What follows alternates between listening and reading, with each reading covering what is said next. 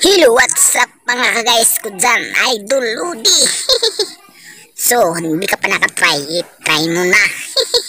So, nandito na naman tayo ngayon sa trabaho natin. At siyempre, magmasilya tayo ngayon. At ang ating masilihan ngayon ay manhole. Ang ano yan, sa aircon. Tawag namin yan ay manhole. Yung butas, yung silipanan sa aircon. Kung masisira yung aircon ay may problema, ay siyempre dyan sila.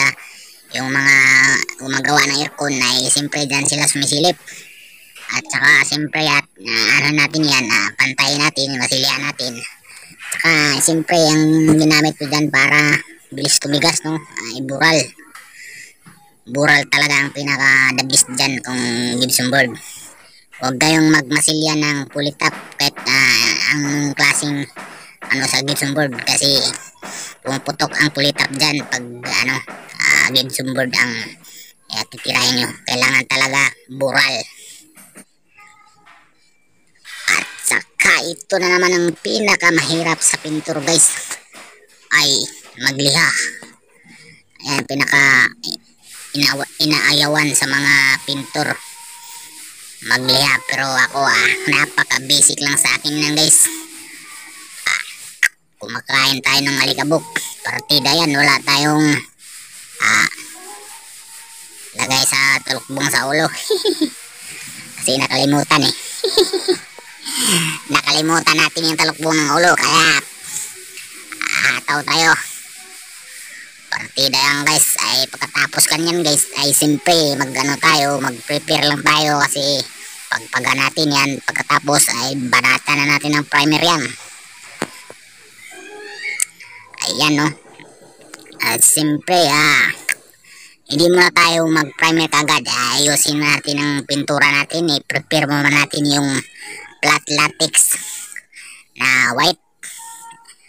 Linisan natin yung roller, no, at saka yung pintura. Salain natin kasi nagamit na to, no. Simple may latak na to kasi may mga dumi-dumi na.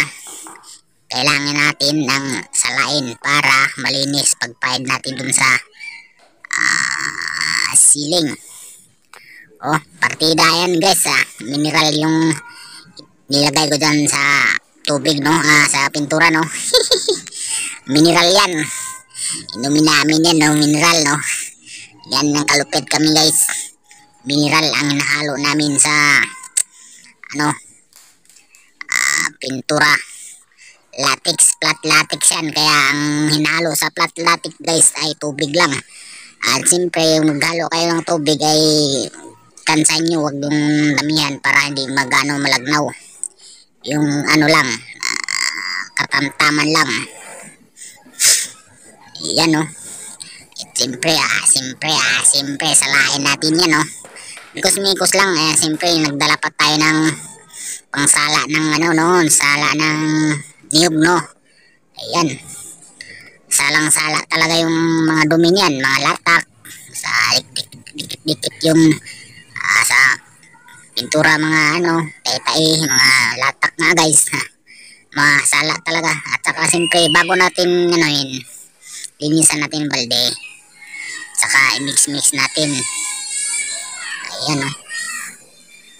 Kasi mahirap naman talaga. Alam na sa lahat ng mga pintor yan, kung mag-pipe ka ng sa ceiling tapos may mga latak ay mahirap. Pangit tingnan yung kinalabasan pag matuyo ang pintura.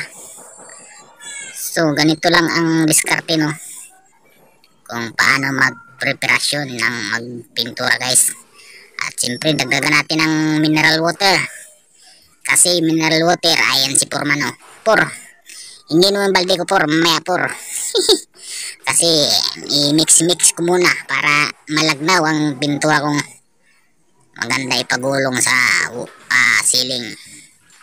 So ang gawa ko yan guys, no, ay simple ay preparasyon ko muna ng ceiling, no, first coating, no, bago tayo maguling. At simple pahulim natin yung huling, puro ceiling muna tayo para pag mag-wall tayo ay ang ceiling kunti na lang yung natin iispatan kung may kita tayong pangit, kasi natin na first coat na natin yung ceiling. Ayan, mikos na. Ayan.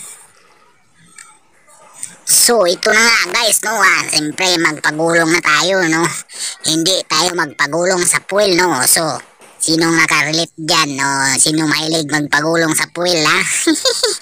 Huwag kayong magpagulong sa puwel, kung hindi dito lang sa siling. So ayan, no, puting puti talaga guys, at napakaganda ng kinalabasan guys. Ayun, napakapangit yan, hindi pa na ano guys, daming mga ano masilyahan ngayon, medyo gumanda na guys. At saka first coating pa lang yan, no. At siyempre bago natin itirahin natin yung walling, ay siyempre pag may makita tayo ng pangit sa ceiling ay dadamay na rin natin para mabilis ang trabaho. Kasi pag ano natin yan, isalin natin yung walling, siyempre yung mga electrician ay nagbabakbak pa yan sila. So guys, ayun na.